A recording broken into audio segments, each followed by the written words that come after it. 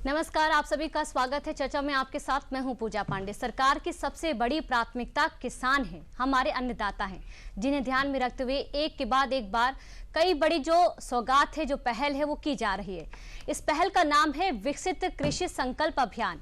आजाद भारत के बाद ऐसी कोई पहल पहली बार की जा रही है, जब वैज्ञानिक लैब से निकलकर खेतों में जाएंगे, किसानों के द्वार पहुंचेंगे, उनसे संवाद करेंगे, उन्हें फसलों को लेकर उन्नत तकनीकों, नई किस्मों और सरकारी योजनाओं समेत कृषि मुद्दों को लेकर जागरूक करेंगे, उनकी समस्याएं, चुनौतियों को जानेंगे। इसकी शुरुआत आज केंद्रीय मंत्री शिवराज सिंह चौहान ने की। यूपी में इसकी शुरुआत मुख्यमंत्री योगी आदित्यनाथ ने अभियान को मील का पत्थर बताते हुए की और इसे कृषि के क्षेत्र में क्रांतिकारी भी बताया। 15 दिनों तक ये कार्यक्रम चलेगा, जो अपने आप में काफी खास और महत्वपूर्ण है। तो चलिए इसकी शुरुआत करते हैं खास कार्यक्रम की, और आपको इस अभियान के बारे में पूरी जो डिटेल है, पूरी जो जानकारी है, वो भी पहुंचाएंगे। पर आगे बढ़े उससे पहले देख लेते हैं खास रिपोर्ट। जय जवान, जय किसान और जय विज्ञान हमारे देश का नारा है। किसान हमारे अन्नदाता हैं और उन्हें सशक्त बनाना है, जिसके लिए देश में आज विकसित कृषि संकल्प अभियान की शुरुआत की गई है। केंद्रीय कृषि एवं किसान कल्याण मंत्री शिवराज सिंह चौहान ने आज ओडिशा के पुरी से विकसित कृषि संकल्प अभियान की शुरुआत की। यह अभियान 29 मई से 12 जून तक 700 से अधिक जिलों में आयोजित किया जाएगा। इसके लिए 16,000 वैज्ञानिकों की टीम गठित की गई है, जो गांव-गांव जाकर किसानों से संवाद करेगी। अभियान का मुख्य उद्देश्य उन्नत तकनीकों, नई किस्मों और सरकारी योजनाओं के बारे में किसानों के बीच जागरूकता पैदा करना है। इसके साथ किसानों को कृषि की उत्पादकता में वृद्धि, समय पर बुआई, उन्नत बीज का उपयोग, मिट्टी की जांच के आधार पर संतुलित उर्वरक प्रयोग जैसे तमाम कृषि के विषयों पर जानकारी देना है। इसके तहत वैज्ञानिक किसानों के सामने आने वाली चुनौतियों के बारे में भी जानकारी जुटाएंगे।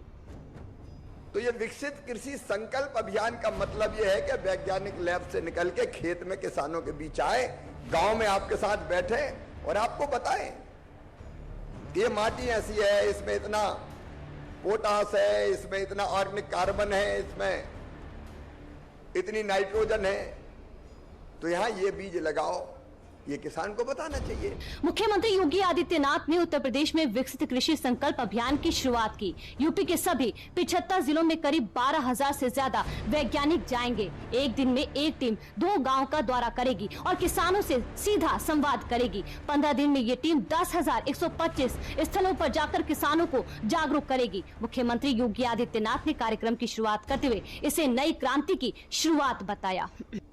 जब हमारा कृषि वैज्ञानिक लैब से हट करके लैंड में जाएगा, अन्नदाता किसान के साथ उसका संवाद होगा, दोनों के द्वारा जो संवाद किया जाएगा, इस संवाद भारत की कृषि के क्षेत्र में एक नया मील का पत्थर साबित होने जा रहा है, एक नई क्रांति की शुरुआत करने जा रही है।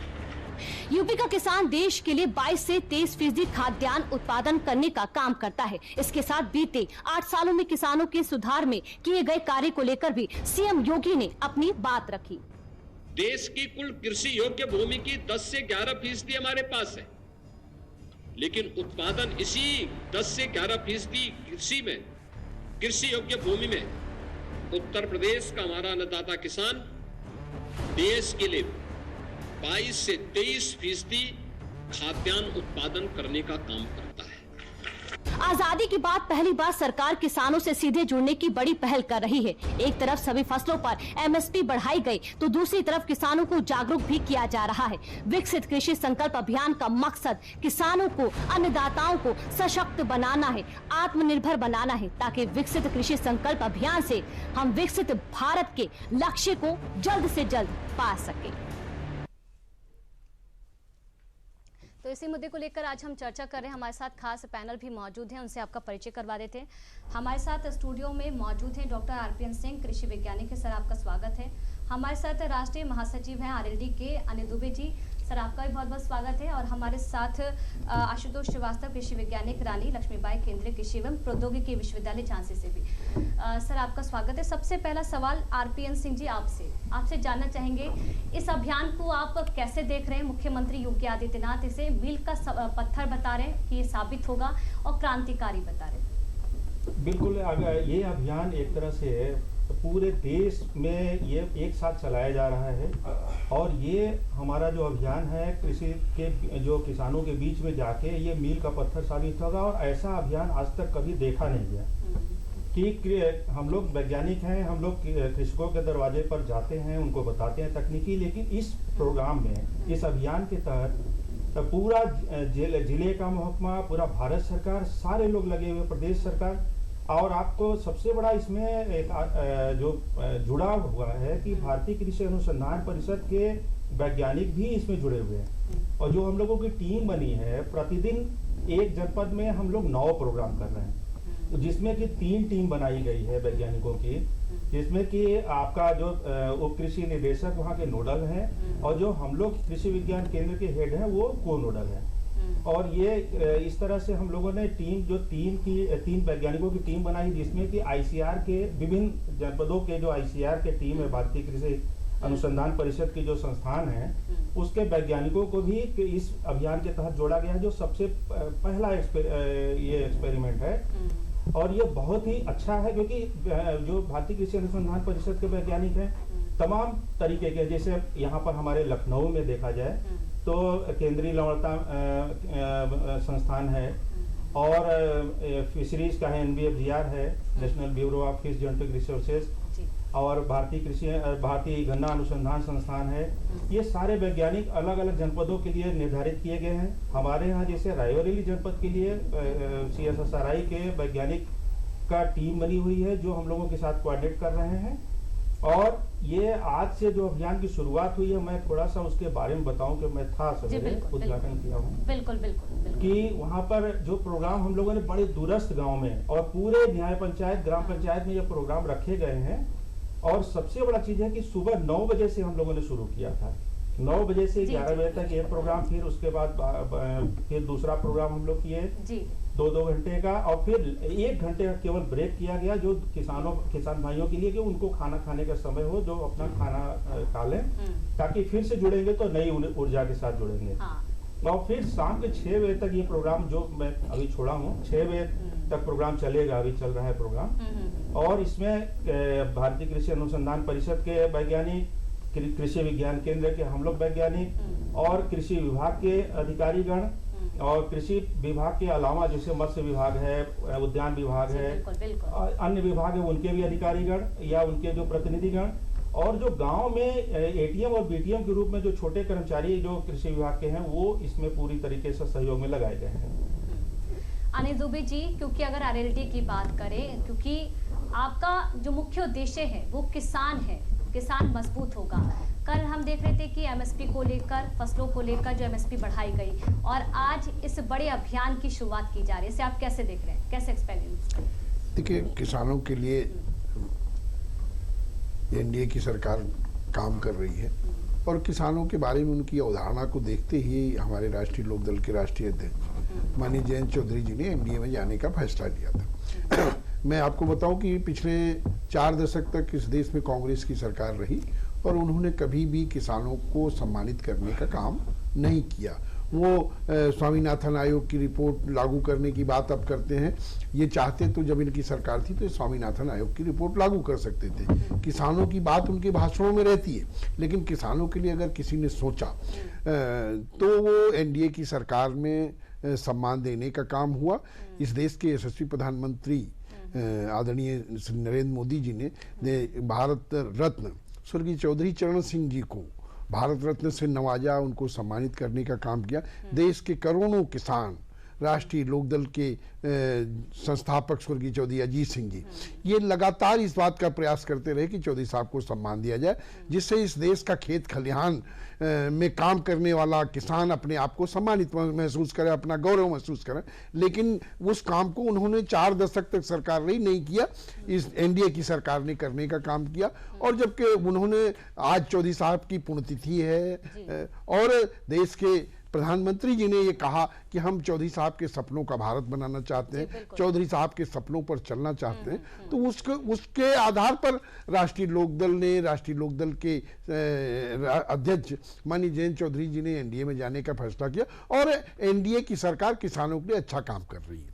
किसानों को, गन्ना किसानों को उनकी उपज का मूल्य मिल रहा है, ये उनका जो भुगतान है वो समय पर हो रहा है। मैं ये नहीं कहता कि 100% हो रहा है, लेकिन 95-96% गन्ने का भुगतान किया जा रहा है। किसानों को उनकी एमएसपी मिल रही है, किसानों को उनकी उपज का लाभकारी मूल्य मिल रहा है। तो ये सारी चीजें किसानों के हित में हो रही हैं। और इसी बात को लेकर के जब हमको लगा, हमारे नेताजी को लगा, तो उन्होंने वो एनडीए में गए और एनडीए की सरकार लगातार किसानों के हित में काम कर रही, किसानों को सम्मान निधि मिल रही है। और हमें उम्मीद है, जो ये विषय आज का नहीं है कि जैसे आज 16 फसलों को मूल्य मिला और आने वाले समय में उत्तर प्रदेश में माननीय योगी जी गन्ना किसानों को भी मूल्य में वृद्धि करेंगे, ताकि उत्तर प्रदेश का किसान, देश का किसान खुशहाल हो। और किसानों में जब खुशहाली आएगी तो देश खुशहाल होगा। और आज तो वैसे भी भारत रत्न चौधरी चरण सिंह जी की पुण्यतिथि है और पूरा देश उनको श्रद्धांजलि दे रहा है। उत्तर प्रदेश में भी श्रद्धांजलि हुई। तो आज के दिन विकसित संकल्प अभियान की शुरुआत की गई है। इस अभियान के तहत इस देश में, प्रदेश में किसानों को जानकारी मिलेगी, उनको तकनीकी से जोड़ने का काम होगा। उनकी चुनौतियों को भी समझा जाएगा, उनकी परेशानियों को भी यहाँ पर समझा जाएगा। और इसीलिए ये आजाद भारत के बाद पहली ऐसी जो बड़ी पहल है वो देखने को मिले, जो वैज्ञानिक है वो लैब से निकलेंगे और अब किसानों के द्वार पहुंचेंगे। आपके पास आएंगे अनिल जी, हमारे साथ आरपीएन जी भी उनसे जानेंगे। आरपीएन जी, अब पारंपरिक खेती से भी जो किसान हटेंगे, इसको लेकर भी इस दिशा में भी कार्य होंगे, इसको लेकर भी जानकारी दी जाएगी? बिल्कुल सही है, क्योंकि ये अभियान ही ऐसा है कि जब पारंपरिक खेती हम लोग कर रहे हैं, किसान भाई कर रहे हैं, हाँ। पारंपरिक खेती से भी थोड़ा सा अलग हटके, जिससे अभी प्राकृतिक खेती की बात आ रही है, जैविक खेती की बात आ रही है, ये भी हमारी जो प्राथमिकता है कि ये किसानों तक पहुंचाना है, अधिक से अधिक किसानों को इसके बारे में जागरूक करना है। हाँ। क्योंकि आज देखिए कि हमारे जो हम लोग या किसान भाई हमारे जो है काफ़ी बीमारियों से ग्रसित हैं, जो अभी रासायनिक खाद है या रासायनिक दवाएं हैं जो खेतों में पड़ रही है, उसका सीधा जो हमारे शरीर पर प्रभाव डालता है, सेहत पर, जी सेहत पर प्रभाव डालता है। तो वो हम लोगों ने ये प्रयास किया कि इस बार इसको बहुत प्राथमिकता पे रखेंगे कि गांव में जाके। और दूसरा ये कि खरीफ जो आने वाली फसल है, आने वाली फसल में हमको कौन सा नया शोध हुआ है, कौन सा नया बीज है, कौन सी नई तकनीकी है, कौन विधा है जिसको कि आप करने से ज्यादा से ज्यादा उत्पादन करेंगे, ये भी हमारी प्राथमिकता में से एक है। उसमें उद्यान के भी, जैसे उद्यानिक फसल है या सब्जी की फसल है, इसके ये भी हमारी प्राथमिकता में से कि ये हमारी जो है सबसे ज्यादा किसानों तक अच्छी जो तकनीकी है वो पहुंचे, ताकि उनके उत्पादन में कभी कमी ना आवे, उत्पादन दिन पर दिन बढ़े। चलिए अनिल जी, आपके पास आते हैं, क्योंकि अगर कृषि की बात होती है तो महिलाओं की भी बात होती है यहाँ पर। और इस कड़ी में, इस दिशा में आप कैसे देख रहे हैं 15 दिन को, और इसमें किस तरह से जो महिलाएं हैं वो भी जुड़ती नजर आएंगी? देखिए, महिलाओं के लिए, महिलाओं के विकास के लिए, महिलाओं के उत्थान के लिए सरकार काम कर रही है। और महिलाओं को 33% आरक्षण की बात उनको मिला है, तो 33% आरक्षण मिला है, इससे नारी शक्ति मजबूत होगी। लेकिन इसके लिए जो है प्रैक्टिकल अप्रोच सभी राजनीतिक दलों को इस पर काम करना चाहिए, नारी शक्ति को बढ़ाने का काम करना चाहिए, क्योंकि एक नारी मजबूत होगी तो पूरा घर मजबूत हो जाता है। तो नारी शिक्षित हो, नारी का विकास हो और उनको आगे बढ़ाने का काम हो, उनको उनका जो आरक्षण दिया गया है वो मिले, तो इस चीज के लिए सरकार काम कर रही है। और हम लोग तो हमारे नेता माननीय जयंत चौधरी जी तो लगातार उनको तो कह रहे हैं कि महिलाओं को बढ़ाओ। अगर कहीं कोई सभा हो रही है, कोई सम्मेलन हो रहा है, तो महिला को आगे करो, महिला से संचालन कराने का काम करो। तो हम लोग तो इसमें धरातल पे आए। आप केवल महिलाओं की ही बात क्यों कर रहे हैं? महिलाओं का जो हक है सभी राजनीतिक दल इस पे ले अपनी इच्छा शक्ति पे कि हमको इनको देना है, तो वो विकास हो जाएगा। तो अब सरकार की भी यही मंशा है और हम लोगों भी सरकार में शामिल हैं। इसके बावजूद हम चाहते हैं कि महिलाओं का विकास हो, दलितों का विकास हो, सभी वर्गों का विकास हो। और ये जब वर्ग खुशहाल होंगे, यही जो है अवधारणा गणतंत्र की रही ये हमारे देश के महापुरुषों के लिए, और माननीय प्रधानमंत्री जी भी यही चाहते हैं। हाँ, ठीक है। हमारे साथ आशुतोष श्रीवास्तव जी कृषि वैज्ञानिक है, रानी लक्ष्मीबाई केंद्रीय कृषि एवं प्रौद्योगिकी विश्वविद्यालय झांसी से। सर, आपका स्वागत है। इस अभियान को सबसे पहले आपसे जानना चाहेंगे, इसे आप कैसे देखते, कितना ये जरूरी था? आजाद भारत में के बाद ऐसी पहल पहली बार की जा रही कि जब वैज्ञानिक लैब से निकलेंगे, किसानों के पास पहुंचेंगे, उन्हें जागरूक करेंगे। विकसित भारत के लक्ष्य की दिशा में से आप कैसे देख रहे हैं? नमस्कार, मैं सभी दर्शकों को मेरा नमस्कार डीडी किसान तरफ से, और मुझे अपनी तरफ से मैं सभी का स्वागत करता हूँ, नमस्कार करता हूँ। जो अभी जो 29 मई से 12 जून के बीच चलाया जा रहा है पूरे देश में विकसित कृषि संकल्प अभियान चलाया जा रहा है। माननीय कृषि मंत्री के अभी स्टार्ट किए उन्होंने अभी उड़ीसा से आज से, तो एक व्यापक पूरे विश्व में चला जाए किसानों को जोड़ने के लिए कि जो वैज्ञानिक है वो एक किसान के द्वार पे जाए, उनके जो भी समस्याएं हैं, किसी से संबंधित समस्याएं हैं, उसको उनसे रूबरू हो, उनके जो फीडबैक है उसको भी लिया जाए, और कृषि में उनको उन्नत खेती के लिए क्या उनके नवाचार है, जो इसमें है, जो टेक्नोलॉजी है उसको ट्रांसफर किया जाए उनकी तरफ से। तो बहुत सारे कभी होता किसान जो है वैज्ञानिक के पास नहीं आ पाता है, या जो विश्वविद्यालय है के वीके थे वहां से जोड़ नहीं पाते हैं। तो ऐसे में क्या वैज्ञानिक ही उनके दौर पे जाए, तो क्या होगा, उससे जो वार्तालाप होगी, जो क्या आमने सामने होगा, जो भी हमारे टेक्नोलॉजी हैं, जो उच्च किस्म की फसलें हैं, सीड्स हैं, उनको हम उनसे रूबरू कराएंगे, जो तकनीकियां उनसे रूबरू कराएंगे। तो इसमें करीब 2000 से ज्यादा करीब टीम है पूरी बन रही है, और करीब 700 गांव को जिलों को जोड़ा जा रहा है इसमें पूरे भारत से। तो एक बहुत बड़ा एक अभियान है, चला जा रहा है। जी आशुतोष जी, आपके पास लौटेंगे। आरपीएन जी, आपसे समझना चाहेंगे, क्योंकि क्लाइमेट चेंज का भी बड़ा जो प्रभाव है वो कृषि पर और किसानों के ऊपर देखने को मिलता है। इस लिहाज से भी क्या कुछ जो विशेष जानकारी है उन्हें दी जाएगी, चाहे भूमि को लेकर बात की जाए, फसलों को लेकर बात की जाए, अगर इसको लेकर भी आप जानकारी दे सकें। बिल्कुल। जैसे ये मृदा स्वास्थ्य की बात हम लोग करते हैं, और ये मौसम आधारित खेती की बात करते हैं। जी। तो मृदा स्वास्थ्य अगर हमारा जब सही रहेगा तभी हमारी खेती भी बहुत ही अच्छी होगी। तो सबसे जो हमारी प्रधानमंत्री जी की और माननीय मुख्यमंत्री जी की जो मंशा रही है कि पहले मृदा स्वास्थ्य का ध्यान रखा जाए, उसमें हम लोगों ने प्रयास आज किया है, क्योंकि एक सचल लैब भी ले गए थे साथ में। उसमें जो किसानों के कुछ मृदा परीक्षण के लिए मृदा नमूना लाया गया था, जिसको कि हम लोगों ने उसको जांच करके दिखाया भी। और सबसे बड़ा चीज़ ये है कि कैसे मृदा नमूना कलेक्ट किया जाए, ये बहुत महत्वपूर्ण है, क्योंकि इस तरह से तो कहीं से भी मिट्टी लाके नहीं। मृदा स्वास्थ्य को लेकर अगर आप जानकारी दे सके। जी मृदा स्वास्थ्य के लिए जैसे हम लोगों ने क्या किया कि कैसे मिट्टी की जांच करें, मिट्टी का नमूना कैसे कलेक्ट करें, सबसे बड़ा महत्वपूर्ण विषय होता है।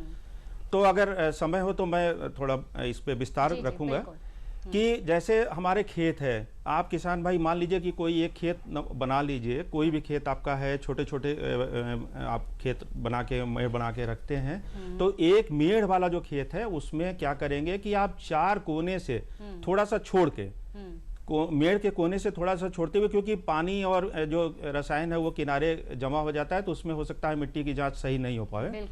थोड़ा सा अंदर आवे, और चारों कोने से मिट्टी का नमूना लेना है, और एक बीज का नमूना, बीच में सेंटर से नमूना लेना है खेत के। कैसे नमूना लेंगे कि आप ऊपर की जो मिट्टी है, ऊपर की जो घास वास की जो सतह है उसको हटा देते हैं। हटाने के बाद अंदर 6 इंच तक उसकी जो वो गहरा बनाते हैं, चाहे खुरपी से बना दें, या अगर एक आता है जिसको कि सीधे लगा देते हैं, तो मिट्टी उतना नमूना ले लेती है। ये चारों कोने और बीच से इस तरह से कलेक्ट करेंगे, और उसको एक जगह रखते हैं, और उसको पूरी तरीके से मिला लेते हैं। मिलाने के बाद उसको फिर 2 भाग में विभक्त कर दें, 4 भाग में कर दें। तो 4 भाग में करेंगे तो एक सामने का जो दोनों हिस्सा है वो ले लीजिए। एक तरीका बताने का है कि इस तरह से करेंगे तो थोड़ा आसानी से कर लेंगे।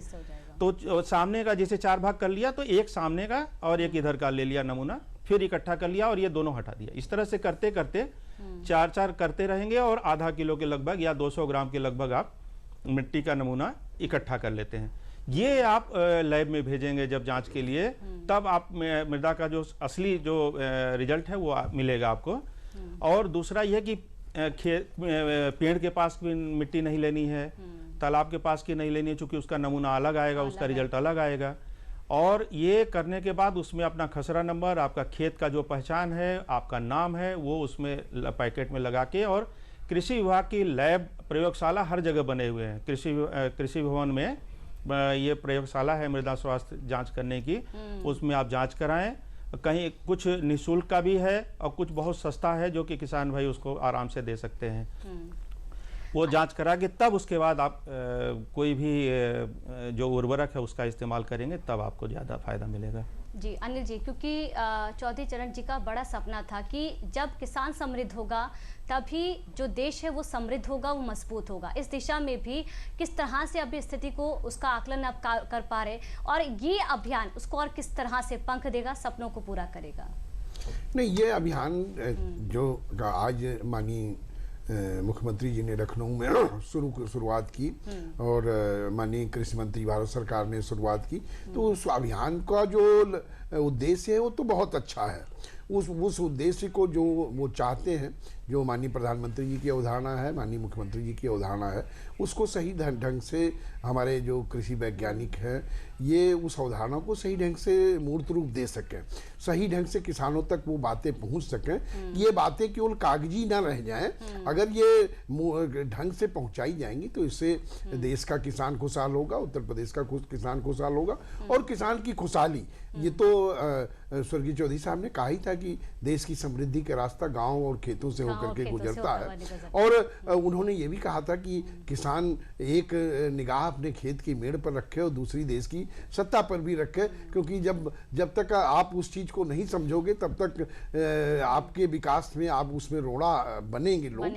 तो आज उस अवधारणा पर जो चौधरी साहब की अवधारणा है उस पर ये काम हो रहा है, तो हम तो ये चाहेंगे कि लोग ईमानदारी से काम करें। जा रहा है जी, बिल्कुल। आशुतोष जी के पास आना चाहेंगे। आशुतोष जी, आज आपने इसका परीक्षण किया, किसानों के बीच आप गए, एक्सपीरियंस किया, अगर उसको लेकर आप जानकारी दे सके, क्योंकि टीम का आप सदस्य आप रहे हैं, आज किस तरह से आज के दिन को आपने पहले दिन को देखा? जी, अभी तो आज हम लोग डिस्ट्रिक्ट झांसी में जो हमारे गांव है उसमें हम लोग भी गए थे, और 31 परसों भी हम लोगों को जाना है वहाँ पे जो निवाड़ी डिस्ट्रिक्ट मध्य प्रदेश का, जो कि बुंदेलखंड रीजन में आता है। तो बुंदेलखंड का यूपी और एमपी दोनों हम लोग कवर कर रहे हैं। सेंट्रल यूनिवर्सिटी है और हम लोग दोनों जिलों को कवर कर रहे हैं, जो कि उत्तर प्रदेश के बुंदेलखंड में और उत्तर प्रदेश बुंदेलखंड में भी है। तो हमारे यहाँ जो टीम बनी है, सब टीम में 5 वैज्ञानिक हैं, उसमें विभिन्न एक्सपर्ट हैं, लाइक एग्रोनॉमी से, सस्य विज्ञान से है, प्लांट ब्रीडिंग से है, पादप रोग से भी है, और एंटोलॉजी जो कि कीट संबंधित है। तो ऐसा एक टीम बना गया कि उसमें एक सभी वर्ग के सभी विषय के एक्सपर्ट उसमें रहे, और किसानों को जो भी समस्याएं हैं उसको वहीं पे उसको हम समझा पाए, उनको बता पाए। तो टीम अपना काम कर रही है और एक अच्छा सा रिजल्ट देखने को मिल रहा है। किसानों से वार्तालाप करने को मिल रहा है, जो भी किसानों की समस्याएं उसको भी हम लोग जानने का अवसर मिल रहा है। क्या किसानों को जो योजनाएं हैं, कृषि विभाग की जो योजनाएं हैं, सरकारी योजनाएं, क्या उनको लाभ मिल पा रहा है, या उनको मिलने को दिक्कत आ रही है, या उनको जानकारी का अभाव, वो सबसे भी उनको रूबरू करा जा रहा है। तो ये एक बहुत अच्छा अवसर हम लोग के लिए भी है कि उनको जाके खुद से बात भी कर पाए, किसानों के द्वार पे जा करके मिल भी पाए। जी आरपीएन जी, क्योंकि आत्मनिर्भर भारत, आत्मनिर्भर किसान की बात लगातार भारत सरकार कर रही है, और अब ये जो 15 दिन है वो अपने आप में काफ़ी महत्वपूर्ण होंगे, जब जो वैज्ञानिक हैं किसानों से मुलाकात करेंगे, ना सिर्फ उनको जानकारी देंगे, चुनौतियों को भी समझेंगे। इस दिशा में किस तरह से कार्य आप करेंगे, किस तरह से आपकी तैयारी है, रणनीति क्या है, और त्वरित जो कार्रवाई है वो भी आपकी तरफ से देखने को मिलेगी? बिल्कुल। देखिए, जब गांव में आप जाएंगे तो सबसे बड़ी चीज़ है ना कि किसान हमारी बड़ी चुनौती के देखते हुए खेती करते हैं, और अगर चुनौती के बारे में या उनकी जो कमजोरियां हैं या जो उनकी दिक्कतें हैं जो गांव स्तर पे, अगर उसको हमें दूर करना है तभी जाके खेती हमारी आगे बढ़ सकती है। तो हम लोगों का जो कृषि विज्ञान केंद्र का जो सबसे बड़ा प्रयास ये रहता है कि जब गांव में हम लोग जाते हैं तो पहले उनसे हम परेशानियां पूछते हैं कि भाई ये बताइए कि आप धान की खेती करने जा रहे हैं, मान लीजिए, तो धान की खेती में आपको क्या क्या परेशानियां आती हैं जो हमें पहले से मालूम हो। तो वो जब बता देते हैं कि ये बीमारी लगती है या कीड़े लगते हैं या बीज की व्यवस्था हमारी ये नहीं हो पा रही है, तो हमें पहले से ही उसकी तैयारी करने में बल मिलता है। तो हम जैसे बीज की बात, सबसे प्रमुख होता है उत्पादन के लिए बीज का महत्व। अगर बीज किसान भाई अगर नया बीज लेके करते हैं तो उसमें उत्पादन प्रभावित निश्चित होता है कि उत्पादन बढ़ता है, और वही अगर घर के धान को लेके अगर करते हैं तो वो उत्पादन नहीं मिल पाता है। लेकिन वो हम पहले से ही हमें व्यवस्था करनी रहती है। जैसे हमारे किसान भाई अगर कह दिया कि हमें ये बीज हमें जो हमें, जैसे एक हमारे यहाँ प्रचलन में है कि BPT 5204 तो बहुत ज़्यादा करते हैं लोग, तो अब उसके लिए हमें वो व्यवस्था हमने कई कंपनियों से बात करके जो इसके ओरिजिनल जो उत्पादक हैं उनसे करके हम लोगों ने व्यवस्था की, और अपने कृषि विश्वविद्यालय से भी व्यवस्था की कि अगर कोई नया बीज मिलता है वो हम गाँव तक पहुँचाएंगे। और देखिए केवल यही नहीं, धान में हमें नई तकनीकी जो धान की सीधी बुआई, देखिए आप समझ रही हैं अभी क्लाइमेट के बारे में आप बात कर रही थी, तो पानी की व्यवस्था हमारी बहुत कम हो गई है। पानी आप देखिए तो इसी पर आने वाली थी कि जहां पर पानी की कमी है वहां बीज को लेकर आप क्या कुछ जागरूकता वहां पर इनिशिएटिव वैज्ञानिकों की तरफ से देखने को मिला, इसी सवाल पे आने वाली जी। तो ये मैं बताना चाहूँगा कि जो पानी की समस्या है और सबसे बड़ी लेबर की समस्या है। जब आप रोपाई करने जाते हैं खेत में तो उस समय लेबर हमें नहीं मिलते हैं, और पानी भी बहुत ज़्यादा ज़रूरत पड़ती है रोपाई के समय में, जो हम लोग नहीं कर पाते पूरा। तो उसके लिए हम लोगों ने एक जो पद्धति इस समय है, जो धान की सीधी बुआई, जैसे गेहूं की बुआई करते हैं उस तरह से धान की सीधी बुआई, धान की बुआई।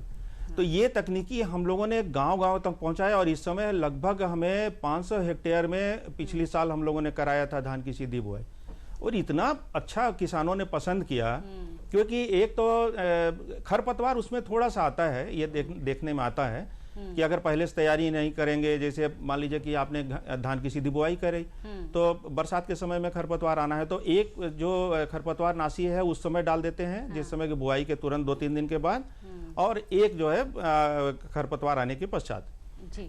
तो उस समय ये प्रचलन में बहुत आया है, और इस बार हम लोगों से सारे किसान भाई, हम लोगों ने अलग प्रशिक्षण भी इसका कराया धान की सीधी बुआई में। अभी उपकार में भी लखनऊ में इसका एक कार्यक्रम हुआ था, जिसमें कि वर्ल्ड बैंक का जो एक संस्था है वो आके यहाँ पर प्रशिक्षण दिया, और गांव अभी 21 तारीख को हम लोगों ने रायबरेली में इसको कराया है। तो ये चीज जो भी हमें परेशानी समझ में आ रही किसानों की, उसको अगर हमें दूर करना है तो निश्चित है कि उनके बीच में बैठ के उनसे परिचर्चा करते हुए, परिचर्चा बहुत जरूरी है। और तभी तो ये कहा जा रहा है कि आजाद भारत के बाद पहली बार ऐसी पहल की जा रही है, जब लैब से जो किसान हैं उनकी जो समस्या लैब तक पहुंचेगी, और जो वैज्ञानिक लैब से निकलकर किसानों के द्वार पहुंचेंगे। आशुतोष जी, आपसे समझना चाहेंगे, गहन शोध की क्या आज भी जरूरत है किसानों की समस्याओं को दूर करने के लिए?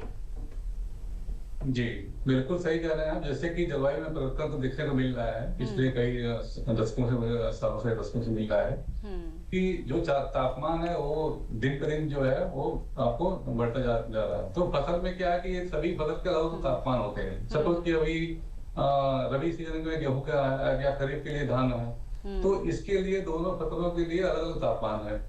तो तापमान ही बहुत निर्धारित करता है फसल की ग्रोथ के लिए, फसल के बढ़वार के लिए तापमान निर्धारित करता है कि जो तापमान जो उसके लिए एक रेंज में है तो उसके लिए अच्छा फसल है। तापमान अगर उससे ऊपर बढ़ जाता है तो क्या होगा, फसल का जो उत्पादक फसल कम हो जाता है, तो उसमें जो उसमें भरपाई होती थी ग्रेड में, उसकी पैदावार कम हो जाएगी। तो इसके लिए क्या वैज्ञानिक काम करें कि उस उच्च तापमान में या सूखे में काम करने के लिए उच्च गुणवत्ता के जो बीज हो उत्पादन कर सकते हैं। तो उसके लिए क्या है कि जो वैज्ञानिक है वो अच्छे प्रोग्राम के तहत, ब्रीडिंग प्रोग्राम के तहत या बायोटेक्नोलॉजी के तहत जो एक अच्छे क्रॉप के लिए दे पा रहे हैं। तो इसमें जो उच्च तापमान में भी या कम पानी में भी वो पैदावार को कम न कर सके, अच्छी पैदावार उसमें मिल सके, इसमें काम किया जा रहा है। जी आशुतोष जी, अनिल जी आपसे समझना चाहेंगे, क्योंकि चौधरी चरण जी उनका सपना था कि किसानों की बात करें तो सरकार तक यहाँ पर जो बात है, वो जो संबंध है वो देखने को मिलना चाहिए। इस दिशा में जो प्रयास है वो आप कैसे देख रहे हैं, और आगे भविष्य में भी किस तरह से जो प्रयास है वो देखने को मिलेंगे? और परिवर्तन को लेकर भी अगर आप जानकारी दे सके जल्दी जल्दी सर। देखिए, सरकार की मंशा बिल्कुल स्पष्ट है कि वो किसानों के हित में काम करना चाहती है और किसानों के हित में उन्होंने जो योजनाएं बना रहे हैं, मैंने पहले भी कहा कि ये मूर्त रूप ले ले, ये काम अधिकारियों का है और ये हम लोगों को भी निगरानी करने की जरूरत है। हमारा संगठन जो एनडीए में शामिल दल हैं वो इस चीज़ को वो भी कोऑपरेशन करें कि और ये इस चीज़ का देखें कि जो सरकार की मंशा है वो हो रही है कि नहीं हो रही है उस पर, और वो ईमानदारी के साथ पालन हो जाए और किसानों का जब उत्थान हो जाएगा, किसान को उन्नत बीज मिलेंगे, किसान को सही उपकरण मिल जाए, उनको सिंचाई के साधन मिल जाए, यही किसान का यही हमारे नेता का सपना था और आज उनकी पुण्यतिथि है। तो हम तो यही चाहेंगे कि ये सारी चीजें उपलब्ध हो जाएं और किसान खुशहाल हो जाए और किसान खुशहाल होगा तो देश खुशहाल हो जाएगा। ये 15 दिन का जो अभियान है वो बेहद महत्वपूर्ण है। आप सभी मेहमानों का बहुत बहुत शुक्रिया, अनिल जी, आशुतोष जी, आरपीएन जी, बहुत बहुत शुक्रिया तमाम जानकारी के लिए। तो देखिए, यहाँ लैब से निकल जो वैज्ञानिक है वो किसानों के द्वार पहुंच रहे हैं। इसकी शुरुआत आज से हो गई, जो कि 15 दिन तक देखने को मिलेगा, जिसको लेकर दूरगामी जो परिणाम है सकारात्मक तौर पर भी नजर आएंगे। चर्चा में हमारे साथ जुड़ने के लिए आप सभी का बहुत बहुत शुक्रिया। नमस्कार।